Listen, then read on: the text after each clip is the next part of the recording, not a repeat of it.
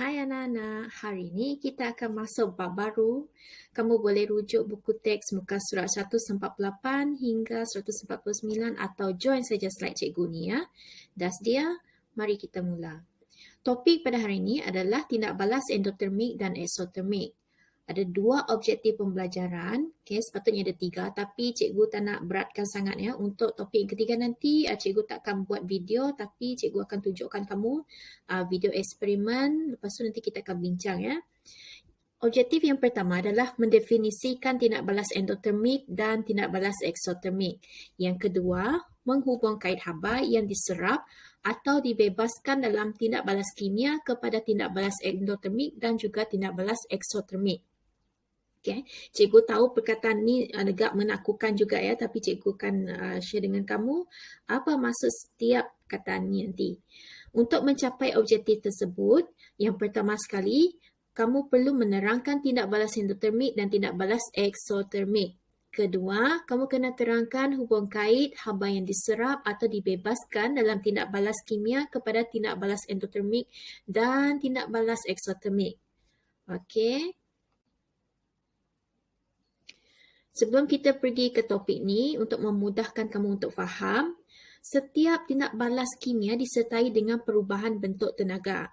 Semasa tindak balas kimia berlaku, tenaga kimia yang tersimpan dalam bahan tindak balas lazimnya ditukar kepada tenaga haba yang dibebaskan ke persekitaran.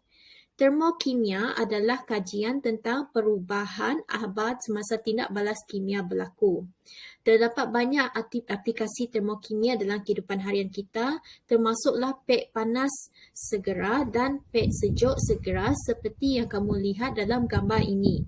Okay. Ada dalam bahasa Inggeris dia panggil instant hot pack, dan dalam bahasa yang sama, yang satu lagi kita panggil sebagai instant cold pack. Okay. Yang ini biasanya kamu boleh jumpa dalam Watson ataupun yang Watson lah, sebab muka ada Watson saja kan. Ataupun dalam farmasi kamu boleh tanya, kalau mereka ada jual memang akan dijual. Okay?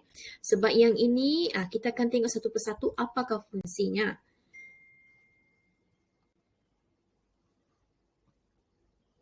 Okay.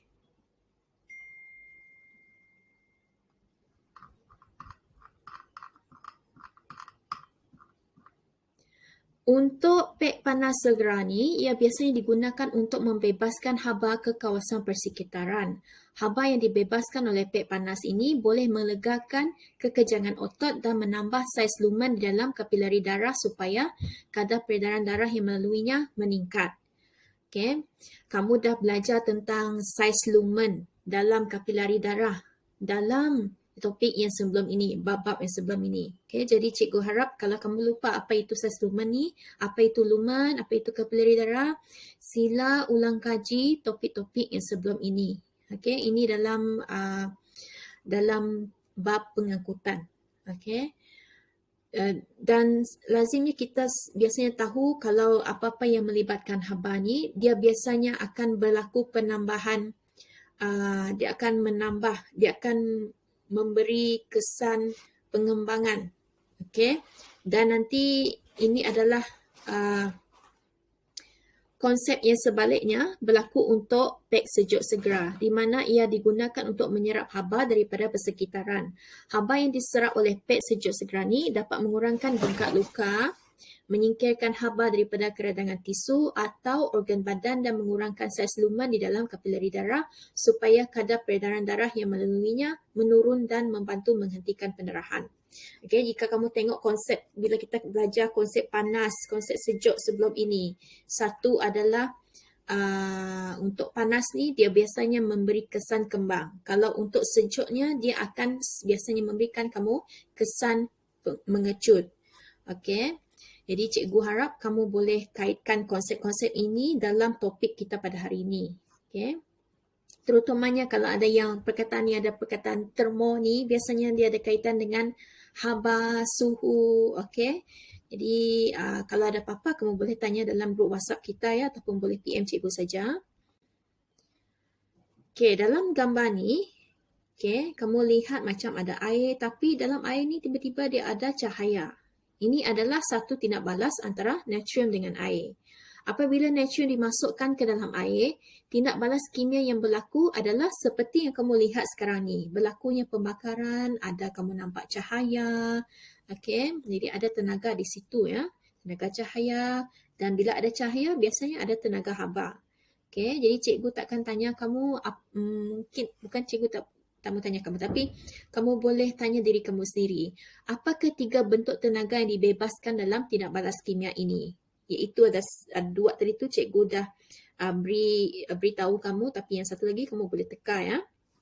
Lepas itu, apakah bentuk tenaga yang paling lazim dibebaskan atau diserap dalam kebanyakan tindak balas kimia? Okay, ini adalah persoalan yang kamu boleh kaitkan dengan topik kita hari ini ya.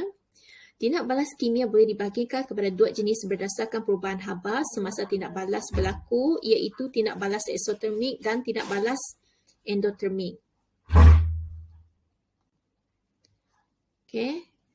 Untuk memahami kedua-dua terma ini, okay, untuk ekso, awalan ekso berasal daripada perkataan Yunani yang bermaksud luar, manakala akhiran termik berasal daripada perkataan Yunani yang bermaksud haba. Okay. Kalau kamu tengok macam ada perkataan TERM ni, biasanya dia memang ada kaitan dengan suhu dan haba. Okay. Jadi cikgu harap kamu boleh kaitkan benda ni, dia memang akan berkaitan dengan haba lepas ni, haba ataupun suhu. Okay. Tapi kalau untuk ekso ni maksudnya luar. Ada yang satu lagi nanti cikgu akan jelaskan ya. Tapi perkataan termik ni kita akan pakai lagi sekali untuk terma yang satu lagi nanti ya. Okay. Ekso adalah luar. Kalau untuk endo maksudnya dalam. Okey, di mana dia berlaku dari dalam. Nanti kita akan tengok macam mana. Kita tengok dari segi rangsangan dia nanti ya. Okey. Sekarang bagaimanakah kita dapat mengenal pasti tindak balas dalam gambar ini sama ada tindak balas eksotermik atau tindak balas endotermik? Okey, kita kena tengok kesan perubahan suhu air di dalam bekas. Kalau air dalam bekas ni dia jadi panas, okay, semasa reaksi ini berlaku, ini bermakna itu adalah tindak balas eksotermik. Okay, kalau suhu untuk air tu dia jadi panas, kamu rasa jadi panas, itu adalah eksotermik. Kamu sendiri boleh buat benda ni sebenarnya. Okay, ambil satu gelas, ambil satu lilin, kamu tanam dulu, kamu letak dulu lilin tu dalam gelas tu, lepas tu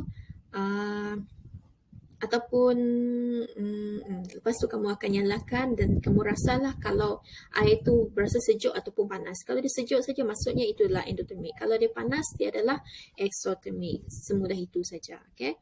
Tapi jika air di dalam, macam ni lah. Kalau air dalam dia menjadi sejuk, tindak balas kimia adalah tindak balas endotermik. Okay? Jadi untuk hari ini, sebab dia memang ringkas saja, kalau kamu ada soalan, tanya dalam grup WhatsApp kita. Okay. Jawab soalan di bawah ni dalam buku nota kamu, iaitu nyatakan satu alat pengukur yang sesuai digunakan untuk mengenal pasti tindak balas eksotermik dan tindak balas endotermik. Sangat senang. Okay. Kalau kita nak, di sini pun dia ada bagi tahu clue dia. Alat ukur untuk kenal pasti.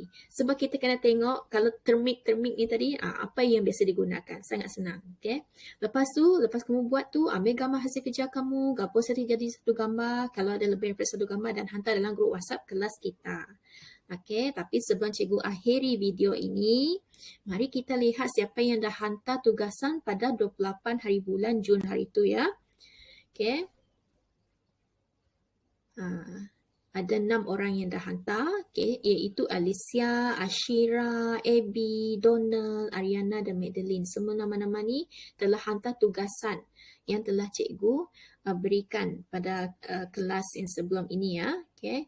Yang belum lagi tu sila usaha lagi. Siapa yang dah hantar tu setakat yang sebelum cikgu buat video tu, cikgu akan letak nama kamu dalam video ini. Okay. Terima kasih sebab tonton.